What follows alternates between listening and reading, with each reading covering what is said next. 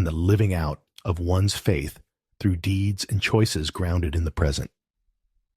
This divine perspective champions a liberation from the tyranny of hypothetical futures, advocating for a serene trust in God's providence and guidance. It is a call to anchor one's life in the certainties of divine promises and the actionable aspects of faith, rather than in the quicksand of speculative anxieties. Fear, as characterized by Screwtape, emerges not as a mere emotion, but as a weaponized lie, a tool wielded with precision to sow discord and division between the soul and its maker. It is a smokescreen designed to obscure the luminous truth of God's unwavering presence and the inherent strength endowed to each individual to navigate the challenges of life with courage and faith. To dismantle the lies of fear, then, is to reclaim the sovereignty of the present moment, to focus on the concrete reality of God's love and commandments, and to engage in the sacred task of living out one's faith with conviction and purpose. It is a defiant affirmation of trust over trepidation, of action over inertia, and of divine truth over the shadows of doubt. In this light, the soul finds its fortress not in the elusive certainties of the future, but in the steadfast love and guidance of the eternal, whose perfect love casts out all fear. 5. God is the source of all good.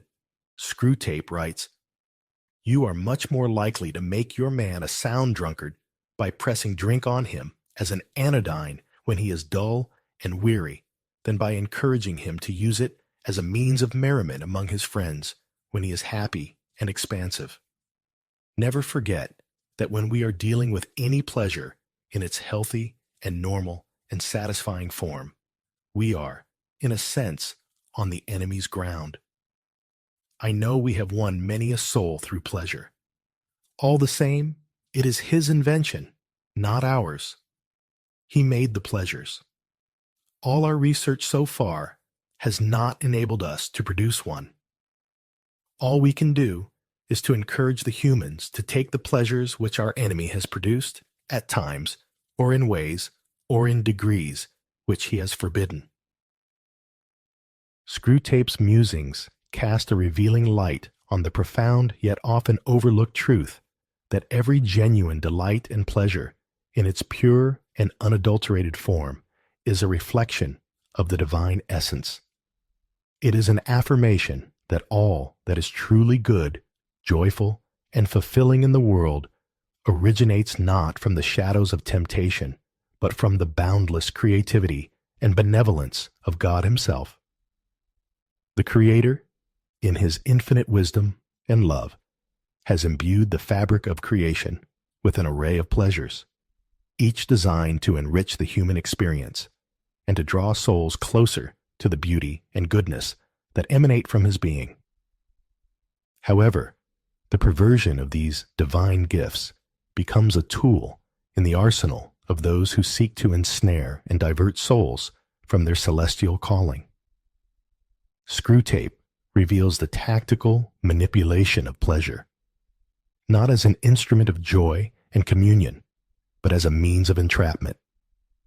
The strategy is insidious: to take what is inherently good and to twist its purpose and use, leading humans away from the moderation, gratitude, and mindfulness with which these gifts were intended to be received.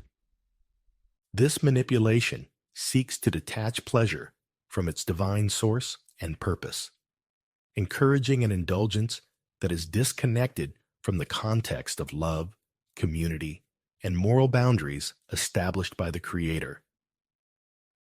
By promoting the misuse of pleasure, whether through excess, inopportune timing, or inappropriate contexts, the malevolent forces aim to mire souls in a quagmire of fleeting satisfaction and spiritual emptiness, obscuring the true origin and aim of these divine endowments. Yet within Screwtape's admission lies a hidden encouragement for those who seek to navigate the complexities of earthly existence with integrity and purpose. It serves as a reminder that the enjoyment of life's pleasures, when embraced within the parameters of divine intention, is not only permissible but desirable. It underscores the reality that true joy is found not in the perversion of pleasure, but in its appreciation as a gift from God, meant to enhance our lives, foster genuine connections, and lead us back to the giver of all good things. Thus, the challenge for humanity is to discern the proper use and enjoyment of the pleasures bestowed upon us, to recognize them as echoes of the divine generosity, and to allow them to elevate our hearts and minds in gratitude and reverence towards the source of all that is good. In doing so, we reclaim the beauty of pleasure from the clutches of manipulation, and we celebrate it as a testament to the goodness and love of God, who desires our ultimate joy and fulfillment. 6. We cannot rightly claim anything as our own. Screwtape writes, "Men are not angered by mere misfortune, but by misfortune conceived as injury. And the sense of injury depends on the feeling that a legitimate claim has been denied. The more claims on life, therefore, that your patient can be induced to make, the more often he will feel injured, and as a result, ill-tempered. You must therefore zealously guard in his mind the curious assumption, my time is my own. Let him have the feeling that he starts each day as the lawful possessor of 24 hours. Through the cunning voice of Screwtape, we are ushered into a reflection on the profound illusion of possession that entangles the human heart. The suggestion that misfortune stirs anger, not in its own right, but when perceived as an infringement upon one's perceived entitlements, unveils a deep-seated vulnerability within the human psyche. This vulnerability lies in the erroneous belief that we hold sovereign ownership over certain aspects of our existence, be it time, possessions, or even our very selves. This belief, as insidious as it is widespread, becomes a fertile ground for discontent, bitterness, and strife. The admonition to cultivate in the human mind the notion that my time is my own serves as a strategic ploy to isolate the individual from the broader tapestry of communal and divine interdependence. It instills a false sense of autonomy and entitlement, leading to frustration and anger when the inevitable vicissitudes of life disrupt this perceived dominion. This mindset traps individuals in a cycle of grievance and disillusionment, as the myriad uncontrollable factors that impinge upon our lives are construed as personal affronts, rather than as facets of the shared human experience. Yet, in the wisdom of this portrayal lies a subtle invitation to embrace a more liberating perspective. By relinquishing the fallacy of ownership over our time and possessions, we open ourselves to a deeper recognition of our fundamental interdependence and the grace that sustains our every moment. This shift in perspective frees us from the shackles of entitlement and resentment, allowing us to live with a sense of gratitude and openness to the unfolding of life's mysteries. To understand that nothing we claim as our own truly belongs to us is not to embrace nihilism or passivity, but to acknowledge the transient and gift-like nature of existence. It invites us to hold lightly to the things of this world, to cherish and steward them without attachment or avarice. In doing so, we align ourselves more closely with the divine economy of generosity and love, in which all things are given and received as manifestations of grace. This realization beckons us to a life marked not by grasping and grievance, but by gratitude and generosity. In the relinquishment of our illusory claims, we discover the freedom to love more fully, to give more freely, and to participate more deeply in the joyous communion that binds all creation. In this light, the very notion of possession is transformed from a source of strife to a call to stewardship and service, reflecting the boundless generosity of the Creator, from whom all blessings flow. 7. Humbling ourselves leads to greater love for ourselves and others. Screwtape writes, "To anticipate the enemy's God's strategy, we must consider his aims. The enemy wants to bring the man to a state of mind in which he could design the best cathedral in the world, and know it to be the best, and rejoice in the fact without being any more or less or otherwise glad at having done it than he would be if it had been done by another. He wants to kill their animal self-love as soon as possible. But it is his long-term policy, I fear, to restore to them a new kind of self-love, a charity and gratitude for all selves, including their own. When they have really learned to love their neighbors as themselves, they will be allowed to love themselves as their neighbors. For we must never forget what is the most repellent and inexplicable trait in our enemy. He really loves the hairless bipeds he has created and always gives back to them with his right hand what he has taken away with his left. In the intricate dance of divine paradoxes that Screwtape begrudgingly outlines, we find a profound spiritual principle. The path to authentic self-love and love for others is forged through the crucible of humility. This divine strategy seeks to dismantle the fortress of pride and self-absorption, not to denigrate the self, but to prepare the ground for a richer, more expansive form of love, one that transcends the limitations of ego and opens the heart to a deeper communion with the divine and with all of creation. The enemy's aim, as Screwtape reveals with a hint of disdain, is to cultivate in humans a state of grace wherein their talents and accomplishments, though fully recognized and celebrated, do not become sources of pride or self-aggrandizement. Instead, these achievements are understood as contributions to a larger tapestry, worthy of the same joy and appreciation, whether they are one's own or another's. This vision of humility is not a negation of the self, but a liberation from the isolating prison of ego, enabling a genuine recognition of the interconnectedness of all life.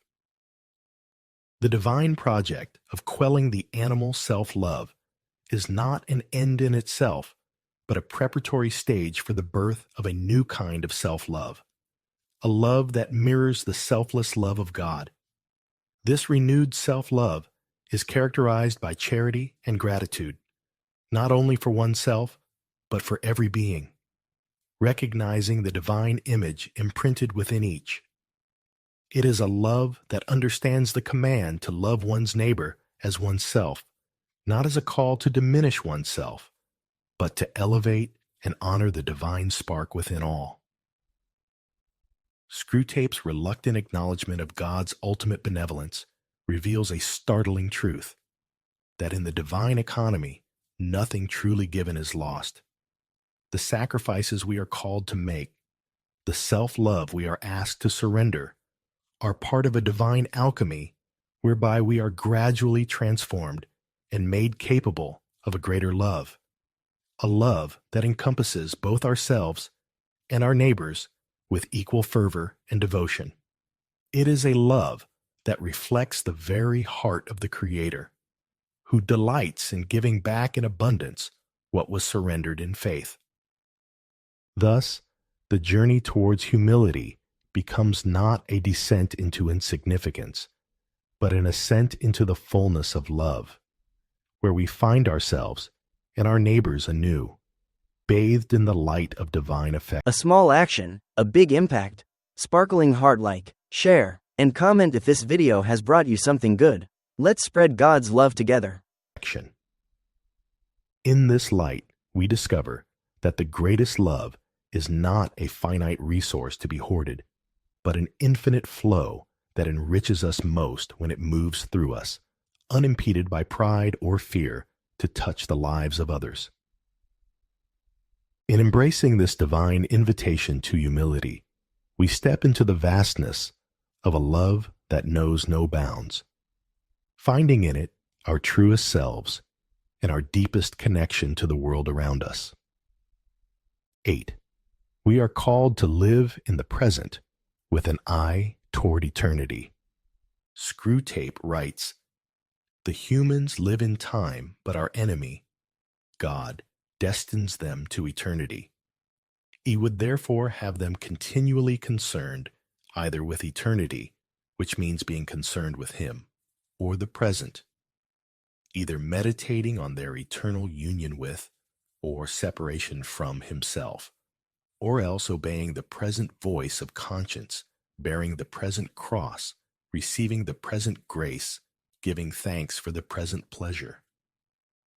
But we want a man hag-ridden by the future, haunted by visions of an imminent heaven or hell upon earth, ready to break the enemy's commands in the present if by so doing we make him think he can attain the one or avert the other, dependent for his faith on the success or failure of schemes whose end he will not live to see.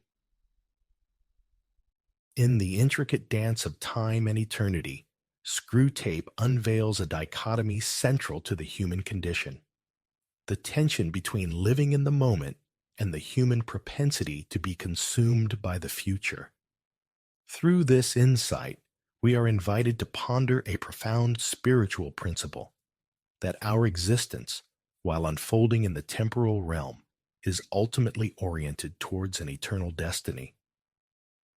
The counsel to focus on the present, infused with an awareness of eternity, is not a call to disregard the future, but to anchor our lives in a deeper reality that transcends temporal concerns. The directive to be continually concerned either with eternity or the present reflects a vision of life where every moment is imbued with eternal significance. This perspective encourages a mode of living that is deeply present to the immediate demands of conscience, to the crosses we are called to bear, to the grace that is offered here and now, and to the simple joys that dot the landscape of our daily existence. Such a stance fosters an intimacy with the divine, where the soul is attuned to the whisperings of eternity in the midst of the temporal, leading to a life marked by spiritual depth, gratitude, and purpose.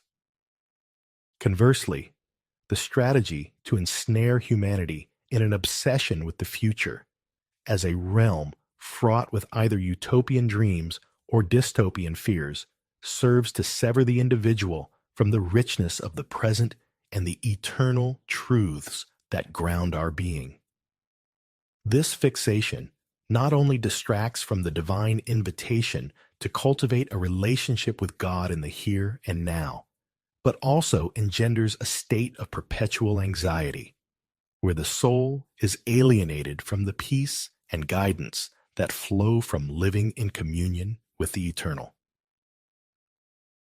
The manipulation described by Screwtape, urging humans to violate the divine commandments in the pursuit of a future heaven, or in the avoidance of an earthly hell, highlights a fundamental misunderstanding of faith and of the nature of divine promise. True faith is not contingent upon the outcomes of human schemes, nor is it a bargaining chip in the quest for temporal security or success. Rather, it is a steadfast trust in God's providence.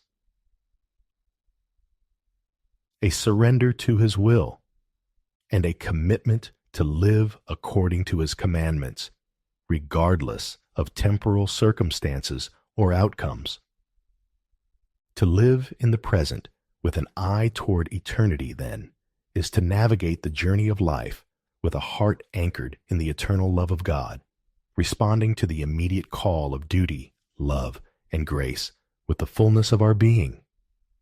It is to recognize that each moment is a gift from the divine, an opportunity to draw closer to our eternal destiny in communion with God.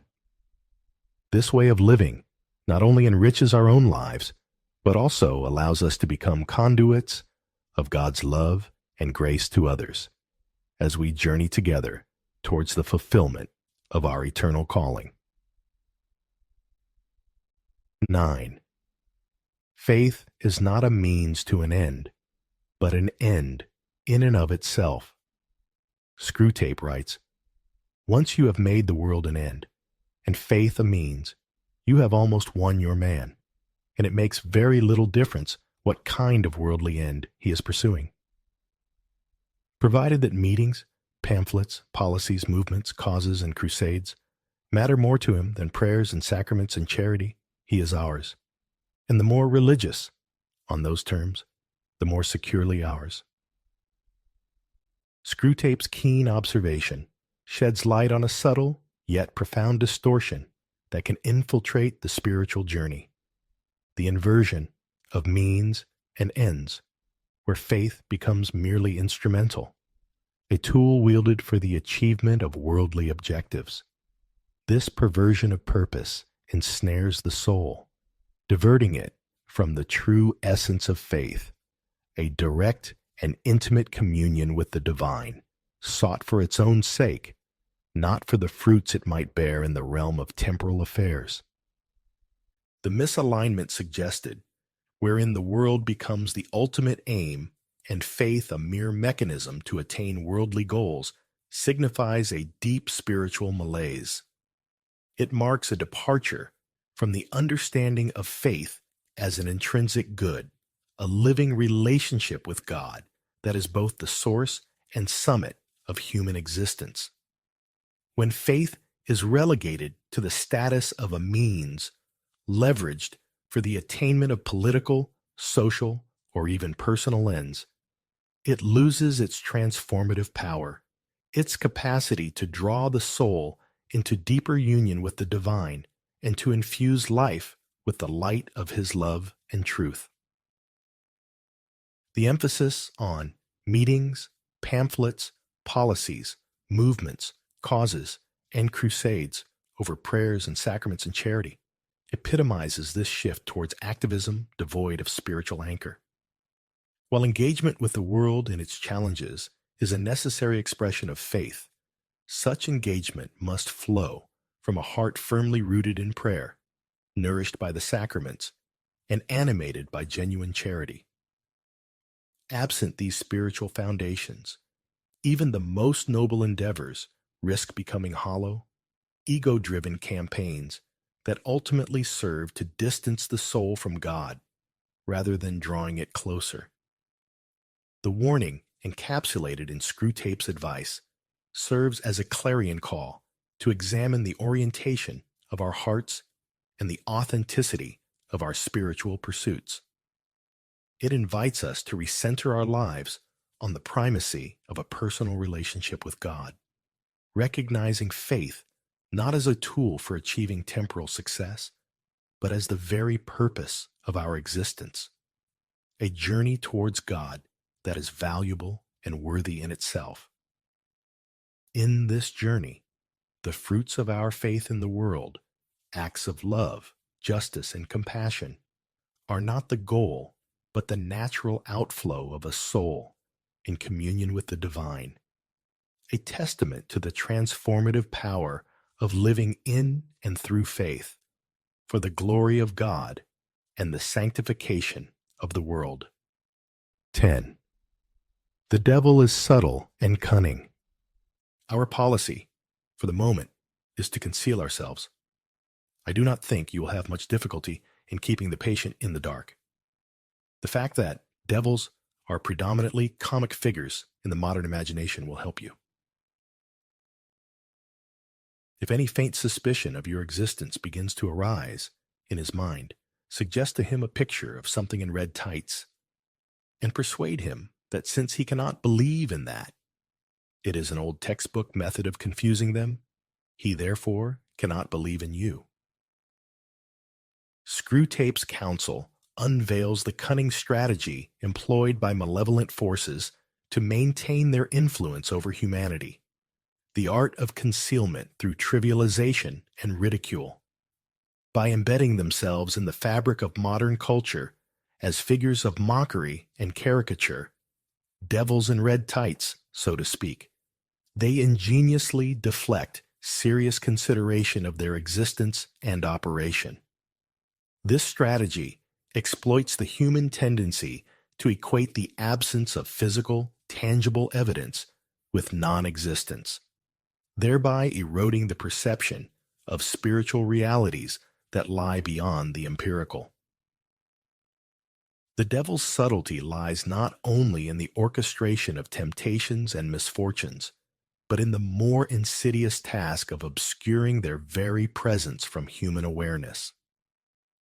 In persuading the individual that the concept of devils is antiquated and laughable, they effectively remove themselves from the realm of consideration, operating in the shadows unchallenged and undetected.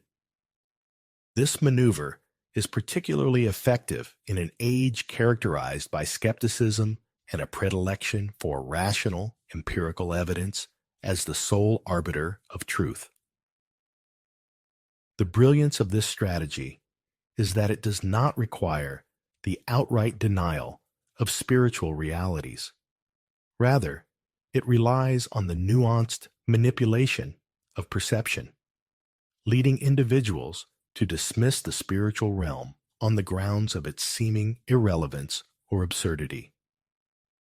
By equating the existence of malevolent spiritual entities with childish or fantastical imagery, they ensure that any nascent curiosity or suspicion is quickly quashed by the fear of intellectual embarrassment or by the individual's own rationalist presuppositions. Yet this very subtlety serves as a stark reminder of the complexity and depth of the spiritual battleground in which humanity finds itself. It calls for a discernment that transcends the limitations of the visible and tangible, urging us to remain vigilant and aware of the myriad ways in which spiritual forces influence the tapestry of our lives. Recognizing the subtlety and cunning of these forces compels us to arm ourselves with wisdom, faith, and a deepened awareness of the spiritual dimensions of existence.